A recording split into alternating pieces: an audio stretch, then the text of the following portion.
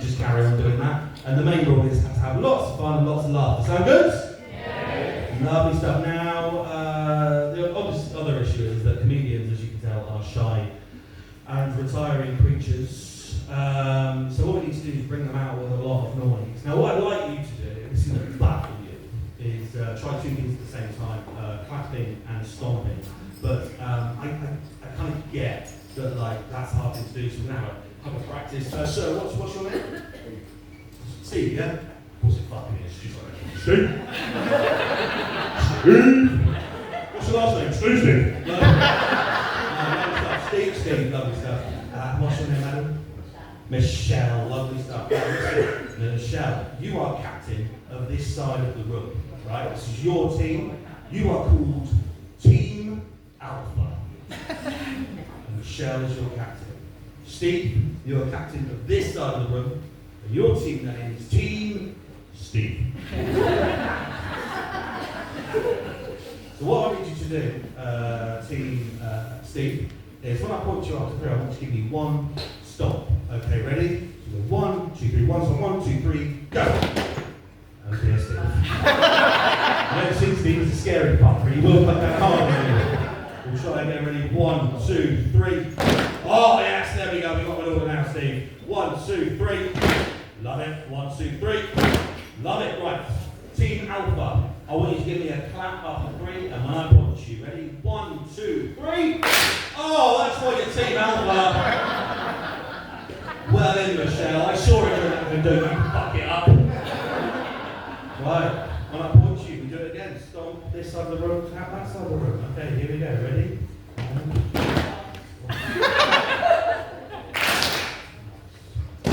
Oh. Yes. Yes. Keep going. Yes.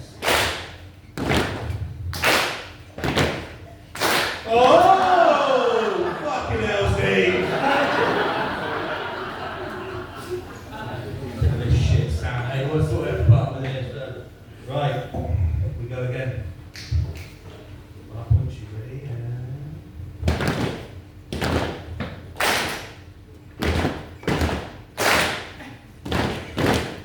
Sit. Keep going. Yes. Yes. Yes. Keep going. And now, everybody, ladies and gentlemen, on lyrics, it's Sam.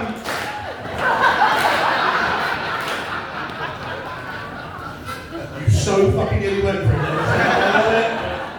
He was 50-50. He was 50% get the fuck away from me. He was also 50% yeah! Right, listen guys, I think you're all warmed up. You're a lovely audience. Thank you so much for coming out. I really appreciate it on this frosty night. Let's do the clapping, let's do the stomping, let's throw some whoops and yay. Your first fantastic act this evening is Nick Hill!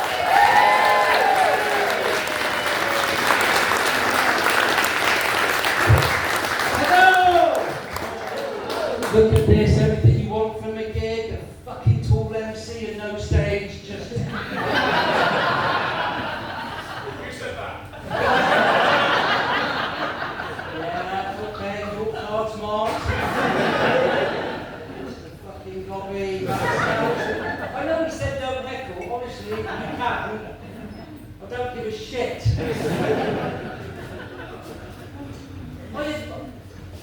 The fact that Sam said there'll be a break in the middle when you'll all be able to go to the toilet. I've had a look at some of you in this room. I reckon if you last another 5 minutes, it's going to be lucky. And it's nice to be doing a gig with such a mixed demographic of fucking white people. It's unbelievable. But it's lovely to be here. It is lovely to be here in the Cotswold Arcades. I say that because I did a gig earlier in the year, not far from here, and I just went on and said, oh, it's lovely to be here in Ashton Keynes. And this woman got up straight away and said, oh, excuse me, young man. I know it's spelled Keynes, K-E-Y-N-E-S, but here in the village, we prefer to pronounce it Keynes. I hope you don't mind. No, not at all. Does make you sound like a bit of a pretentious cunt.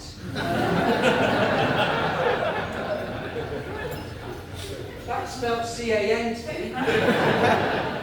But I prefer to pronounce it as, I'm not going to ask back. But it was really good advice. It was really good advice, and I took that to heart, because the following week, I did a gig in Leclarde. Brilliant. And I went on, and there'd been a story in the papers not long before that. Have we got anybody from Leclarde in? No, nobody. And it was a story about a guy called Nicholas Saunders. Oh, Yeah. God. Yeah. And because he'd been spurned by his ex-wife, as revenge, and obviously this was a bloke's thing to do, he went and shagged her bull mastiff dog. Yeah. Bull mastiff, just keep that thought in your mind. So I said, does everybody remember this story? And of course everybody remembered it. And then I said, was there anybody involved in it by any chance? And the room went really quiet. There's this one bloke at the front, and he just put his hand up like this. I said, were you involved with it? He went, yeah, directly involved. And I thought, oh please, comedy gods, let this be. Are you Nicholas Saunders? He went, no, he said, I'm a detective.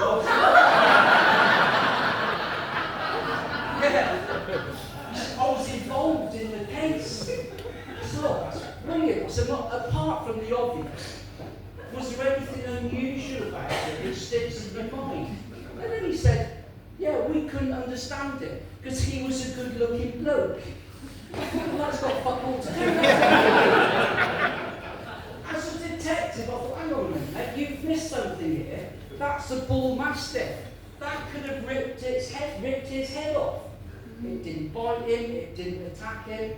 If I was a detective, I'd have been thinking, I don't think that's the first time this has happened. I've got to be honest, when I did that little bit of material in my head at home, it went down far better. You're going to have to up your game quite a bit, I'm afraid. I feel I should explain my dress code this evening, black. This is my wife's idea. She said black's a slimming colour. Obviously no fucking lie she's told me. Because I've tried, I am trying. I've tried really hard this year. I'm trying to lose some weight. I joined the local Slimming World. I don't know if anybody's ever been to Slimming World.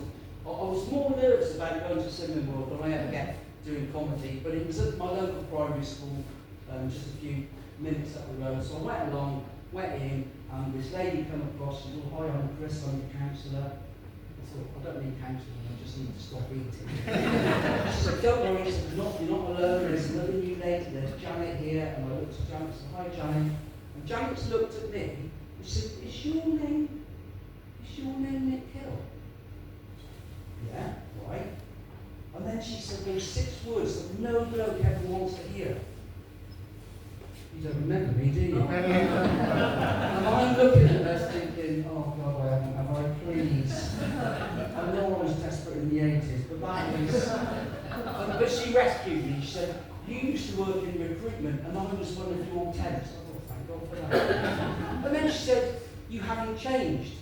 And I'm looking at Janet thinking, not only do you clearly need to be here, but after this, I think you need a visit to Specsavers. Because back in the 80s, I was aged 06. I have now put on the equivalent of 35 fucking bags of sugar. Anyway, Chris said, go and join that line, because we've got to weigh you. And again, I don't know if anybody's ever been to Slimming World. It's basically nothing more than a public humiliation. So I joined this line, and at the end of the line, by the weighing scales, were these 2 stick insects. That's all. Very smug with stupid badges like super slimmer, slimmer of the month. But when you get weighed, they shout your weight out, so the whole room knows. And I stood behind this lady, and she's sobbing. I can hear her sobbing, and her shoulders are going up and down. I said, are you alright? So I tried really hard this week. And I'm looking at her thinking, you fucking haven't. I said, well, what have you done? She said, I climbed to the top of Robbinswood Hill, which is a very said, well, I walked all the way back down. I said, that's brilliant. That's good for your cardiovascular, you'll probably lost some calories. Why are you crying? She said, well, there's a chip shop at the bottom. Well, we went sat back down with Chris and said, right, I'm going to ask you a question. She said, and just say the first thing that comes in your head. Is that all right? I said, yeah, that's absolutely fine. I said, right, out of anybody in the world, anybody, and just say the first thing that comes into your head, whose body do you most admire?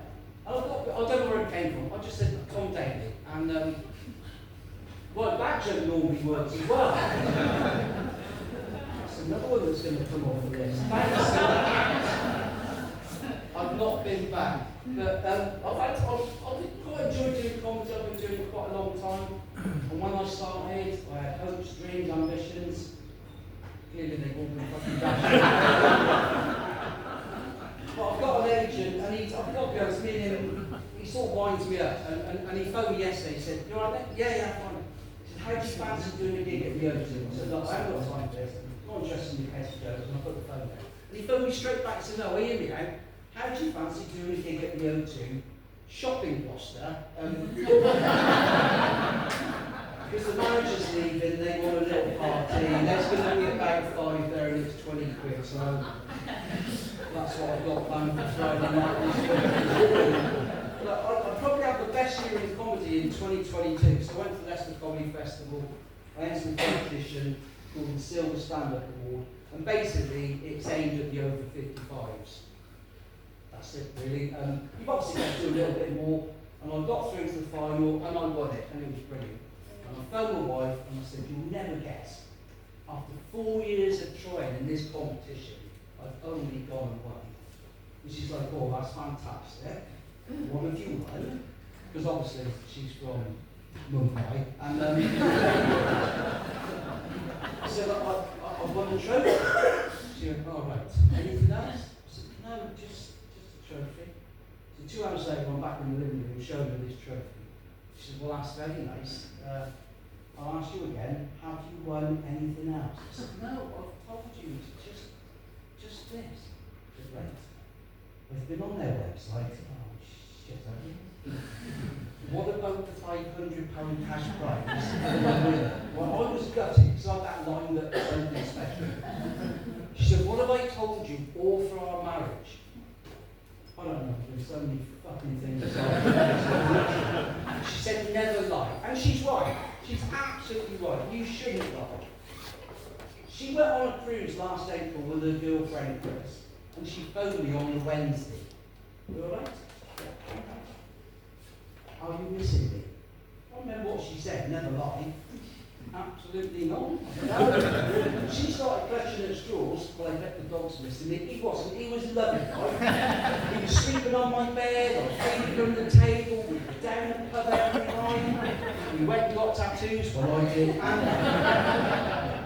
I've got to be honest, it was the best week of my life. It really was. We did try January this year. We still drank, just no sex. She's not a happy woman generally. She's not a happy woman generally. It was her birthday today, and I got a spa day. That was wrong. She hates grocery shopping. But we celebrated Valentine's Day this year as well, and I did the romantic thing. I found the florist. So I'd like to order some flowers for my wife. She said, how much do you want to spend? I said, oh, let's push the boat out. Tenner. And then she said, would you like a card? I said, yes, please. She said, what do you want? Do you want something written on the card? I said, yeah, just put to Lynn, all my love, Nick. I said, okay. Would you like a kiss on the bottom? I said, brilliant. I can be there in 20 minutes. No, I meant on the bottom of the card. I said, I know, I'm a comedian, and we're just making a joke. And quick as a flash, she said, I bet you don't get many gigs. Which, well, that's a little bit harsh, really. But we did celebrate Valentine's Day. We didn't go out, we had a meal at home. And we were just talking about how we met, and it's been not as long as this couple of years, but we have been it's going to be 25 years next year. And I said, can you remember our name? I said, yeah, I put an ad in the Lonely Hearts column. I said, yeah, I know. and that's how sad it was. She said, actually, you had two. I said, oh, I can't remember that. She said, yeah, but I only replied to one. I didn't know that. Why was that? She said, well, in the second one, you put your height, right? I didn't know she had a problem with my height. I should have realised, because on the first day, it went really well, and I said, can I see you again? She said, yeah. I said, next weekend? She said, yeah, that'll be fine. I said, well, do you want to do something? She said, yeah, what would you suggest? I said, well, should we go to Alton Towers? And she said, really? Is there any point you can go in?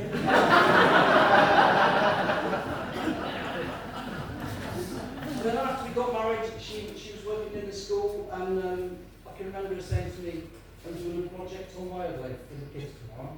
Okay, that's nice. I've been doing some research today. Okay, and do you realise you're only 7 inches taller than the largest emperor penguin ever recorded? You don't need that sort of shit. But she moans about the fact that she said, oh, well, we've been married 25 years, and I think the romance has gone out of our relationship. So, what do you mean? She said, well, maybe when we're being intimate, it would be nice to have some music playing just to break the silence. So I thought, well, she's got a point. So I took that on board. The first issue I had was finding tracks that lasted 40 seconds. And on the night we were going to get down to it, I got myself in the mood by watching something. Jonas Jerusalem, the Antiques Roadshow, 7 o'clock. We got upstairs and we were getting down to it, and I put the first track on, and I thought that was all right. I thought that set the scene quite well. It was just Angels by Robert Williams. That'll do. I've got to be honest, I think the choice of song number 2 probably killed it a little bit, the theme from Match of the Day. But the depths that our relationship has sunk to was brought home to me a few weeks ago. We were watching a film on TV, typical American jail program, and the main character is going to smuggle drugs into the prison by wrapping them in cellophane and sticking them up his tongue. And I'm one end of the settee and he's at the other end. He said, oh, I'm ridiculous artist. What? Wow. What he's doing there. Because we know how hard it is to get something up there, don't we? And I looked at her and I said, what are you doing? And she went, oh no, it wasn't you.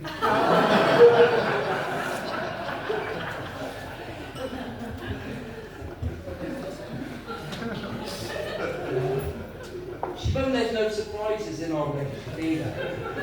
There's no surprises in our relationship. Again, I took that on board. So the other night, she was in the bathroom getting ready for bed. I went to the bedroom, turned the lights off, lit some candles, hid under the bed, and when she came in, I just grabbed her ankles. Apparently that wasn't the surprise she had. But she did surprise me, she surprised me last Christmas. She said, you have remembered, tomorrow night, you're picking me up from my work street. That was a complete surprise, because she's self-employed and works from home. I said, well, that's fine. So I got to the place at the allocated time, she got in the car, all I said was, have you had a nice time? And then it started. Are you saying I'm drunk? Oh. No, but clearly you've had one or two. Then we had silence for a few minutes and I got the classic, I don't think you love me. In fact, I don't think you've ever loved me. I said, well, I do, I have. Obviously no guarantees going forward. If you love me, you can prove it right now. I said, well, how am I going to do that? She said, you get on top of me in this car and make love to me. It's not going to happen. She said, give me one good reason. I said, well, I'll give you 3. Number 1, it's 4 o'clock in the afternoon. Number 2, we're still sat outside Wetherspoons. And number 3, we've got your girlfriend Chris in the back of the car. Because we're giving her a lift home. And that's the thing. She's got this girlfriend Chris. She went away on that cruise last April for a week. Didn't mind, I didn't say a word. I wanted one night away with my girlfriend. Spend that £500 I won against her. shit I got from that. But I retired in 2023, so it's now coming up to sort of 18 months. Literally spent with a 24/7, which is why it's a joy to be out tonight. And we just got to that stage, you know, that irritating stage. And to be fair, it isn't anything major. I've got to say that it's nothing major. Breathing. And if we're out in the car, we're coming up to a T-junction, and I want to turn right, I say, is it safe to go? Yeah. And as I'm pulling out, as long as you're quick. But she said to me, since you've retired, you've got more grumpier, and I really need you in 2025 not to be so grumpy. But I don't mind telling you, I've got issues, right? And I don't mind sharing this with you, I've got issues. But let's call them by their proper name, shall we? Children. They're not even kids anymore. They're 43, 42 and 29. But to be fair, they all get treated exactly the same with utter contempt. And last Christmas, it kicked off because I was just having a discussion over the dinner table, and I inadvertently used the word Eskimo. So I was just describing something. I watched the David Attenborough programme about climate change and how it's affecting the Antarctic. And I said, of course, it's affecting the Eskimo population. Oh my God, they were up in arms. That is so discriminatory, that is terrible, that's not their name, you must call them Inuit. I said, oh, hang on a minute. I said, that's just a name I've grown up with, I don't mean anything by it. And then they said, of course, the trouble is, you've never experienced discrimination. Sorry? You've never experienced discrimination. I said, right, let me tell you something now.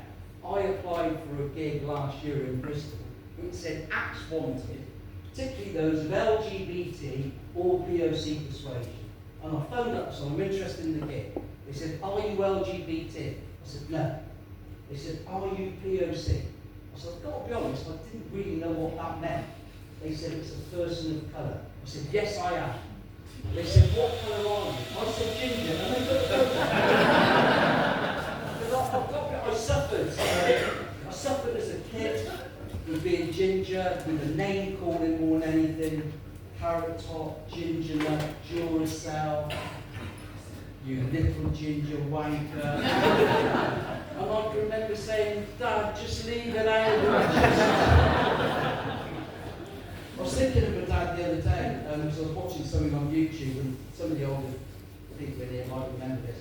On Saturday afternoon, we used to have World of Sport on, between 12 and sort of 5, and around 4 o'clock, there used to be wrestling with proper wrestlers. And afterwards, me and Dad, and I was probably about 6 at the time, we used to have a pretend wrestle, and I'd try and pin his shoulder straight at the count of 3.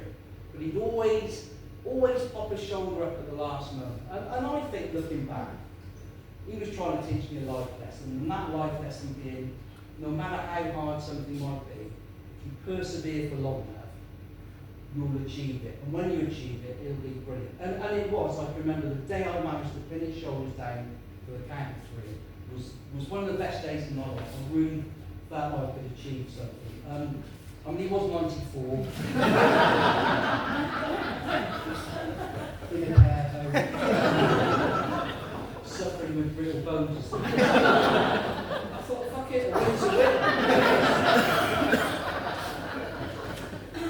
But it wasn't just my father that gave me grief about being ginger. I can remember it must have been January 1964. Just gone back to school after Christmas break, and I come home, and Mum was in the kitchen. I said, Mum, can I ask you something? She said, what is it? I said, well, all them little girls in school.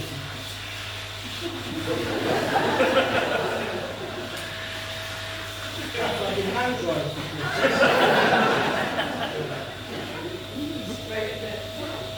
Echo by hand. Oh dear God, I can never look at that. I said, all the little boys at school were talking about the presents they had Christmas Day. She went, and? I said, well, I didn't get any presents, did I? There's no idea. And there's a very good reason for that. I was sorry. I said, what is it? So she looked me straight in the eye and said, Santa, don't stop for ginger kids.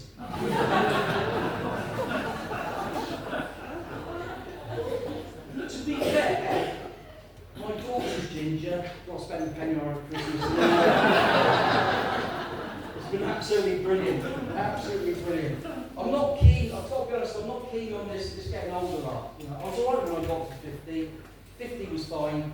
Because what happens at 50, a few young people, you've all got it to come. Through the post, free life assurance. Don't even have to qualify. That was fine. Got to 60, things changed a little bit. Funeral plans, right? That's what happens. That's what we get through the post.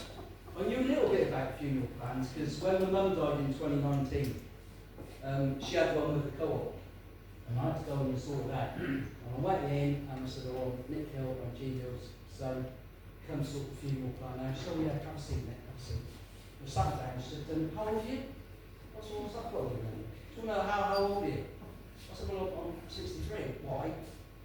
"Have you got a funeral plan?" "You know, you should, because you could go at any time." "Great, thanks." She said, "Do you know what it entails?" I said, "Well, no, not really." She said, "Well, if you pay us like £4,000 now, you can plan the whole day. So you can choose to be buried or cremated, you can choose where you want the wake, you can choose which people you want to invite, you can put some money over the bar, you can say what food you want, you could have a band, you could have a disco, you could have a comedian, whatever you want, you can have." We had a conversation for 10 minutes, and at the end of it, I was looking forward to my own fucking day. That's how it was. So, I'll just end on this last bit, and I'm debating whether to tell you this or not. I've got two endings to my set, and it depends on the demographic, but I am going to tell you this bit. So, it's fine. It is. It's not really. Mum did die in 2019, and she had dementia. And I know there's probably people in this room that might have family who've got dementia or know somebody who's got dementia, and it is a horrible disease. And she didn't, I think she sort of knew there was something not right, but she wasn't sure exactly what it is. And she'd never seen me do stand-up. And she used to say, "When you do gigs and when I die, will you talk about me on stage?" I said, "Well, it's not really appropriate." She said, "Well, it's like a way of keeping my memory alive." She said, "If people don't laugh, tell them they go to hell." Okay? So if you don't know anything about dementia, dementia sufferers have, there's three main traits, right? They're paranoid, and Mum was paranoid of people living in their roof. They weren't. They lose things, but they don't lose things. Because they're paranoid, they think these people are coming down and seeing them. So they tend to hide things. And Mum used to hide car keys, bag of cards, forever out of the place. And the third thing is they wander. And Mum had all these three traits. And she wandered for the last time on September 13th, 2019. I got a phone call to say, "Your mum's wandered and we don't know where she's gone." I phoned the police, and Gloucester police were brilliant. They picked her up literally within 20 minutes, took her to Gloucester Hospital. She stayed in over the weekend, in fact she never came out. But on the Sunday I got a call from police in Games to say, "I'm a safeguarding officer for the police. I need to come and check that your mum's alright. Can I meet you at the hospital tomorrow night about 6:30? Yeah. So there's me and him, and we're walking up to Ward End. And we're having a chat, and I said, "How long have you been in the police?" He said, "About 20 years. "Okay, how long have you been doing this safeguarding?" He said, "Only about 6 months. I said, "Okay, word of advice, don't believe a fucking word she says." So we go up to the ward, and there's about 6 ladies in there, and the atmosphere is quite subdued, just like this. And Mum's in this bed here, and we go in and said, "Hi Mum, this is PC Davis." And she's like, "Oh right, have you come to arrest me?" She's like, "No, Gina, I've come to arrest you." "Well, have you come to arrest Nicholas?" And he's like, "No, why would I arrest Nicholas?" "Because he told you he's only just come out of prison." And this policeman looked at me. I said, "No, remember what I said? Don't be conscious." He He's only just come out of prison because he murdered his brother. No. Tim died in 2009. Do you remember? He was 47. He had ischemic heart disease. Can you remember that? Well, you would say that, wouldn't you? That's why. By now, all the other ladies and their families had stopped talking. They wanted to hear what she was saying. We had about 5 minutes of silence. And then she came out with, and of course he made me have sex with him before we were married. Yeah. So I can't really say, well, this is enough. I grabbed the kid. I said, we got to go. No, that's fine. And so I understand. And we were going out, and just as we got to the door, like this, under her breath, but loud enough for us to hear. And I don't know to this day whether she knew what she was saying or not. But she just went, he's that poor dog I feel sorry for.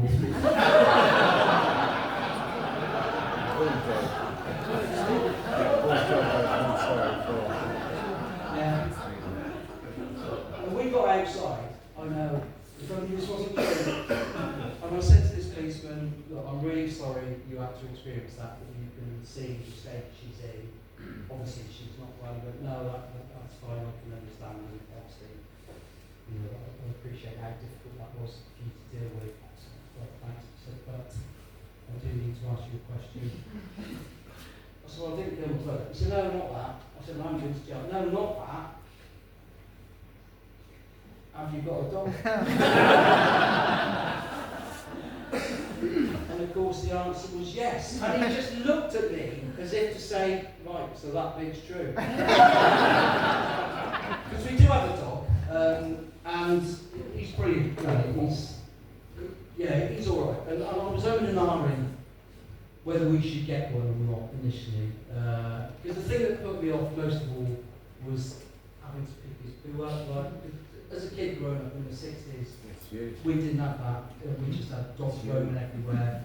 It was white dog shit because of the calcium in the food. Just went hard, you just kicked it and it went to dust. And then I was thinking, how strange must that have been for that first dog to see its owner pick its shit up. And what I'd like to do as the grand finale to this soiree is reenact that moment. And for the purposes of this play, because that's what it is a play, it's a one-man play, I will play the part of the dog and the owner. And I think it would have gone something like this. Sorry, I just got to get into character. What are you doing? What?